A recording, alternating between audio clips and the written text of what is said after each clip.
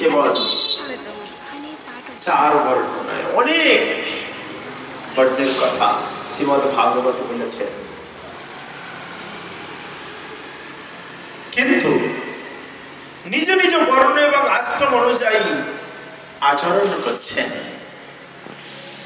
ব্রহ্মচারী ব্রহ্মচর্য জীবন যাপন করছেন, গৃহস্থ ব্যক্তি তার সংসার জীবন যাপন প্রতিপালন করছেন, বানপ্রস্থী ব্যক্তি ঘর বার ছোড় করকে বানপ্রস্থ জীবন যাপন করছেন, সন্ন্যাসী প্রভজা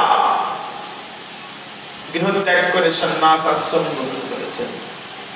কিন্তু প্যারে প্রেমীয় এই সব কিছু করার সত্ত্বেও যদি উদ্দেশ্য যদি গোবিন্দের সুখ বিধান যদি না হয়, তাহলে বলছেন গোবিন্দের চরণে নিয়ে যাবে। ভজন করার উদ্দেশ্য কি জানেন? পূজা শব্দের অর্থ কি? পূজা শব্দের অর্থ হচ্ছে পবিত্রতা জায়তে अस्मादिति পূজা। যে কর্ম আচরণের দ্বারা হৃদয় পবিত্র হয় তাকে বলা হয় পূজা। আর উপাসনা শব্দের অর্থ উপসমীপে আসনম ইতি উপাসনা।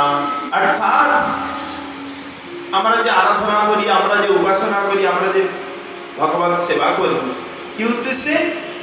গোবিন্দের কাছে যাওয়ার জন্য, ভগবানের চরণ কমলে স্থান পাওয়ার জন্য। আর অন্য কোন কিছু উদ্দেশ্য থাকবে না। ভক্তির মূল উদ্দেশ্য হচ্ছে ভক্তিরেব ভক্তিরেবৈনব নয়তি। ভক্তি এমন এক সাধন, ও খেচে টেনে নিয়ে একদম গোবিন্দের চরণে পৌঁছাবে, এর নাম ভক্তি। আর ভক্তির দ্বারা কি করে? বিরাট পুরুষ ভগবান ভক্তির বশে বশীভূত হয়ে যায়। আমি এখানে কিছু প্রসাদ নিয়ে নিয়েছি।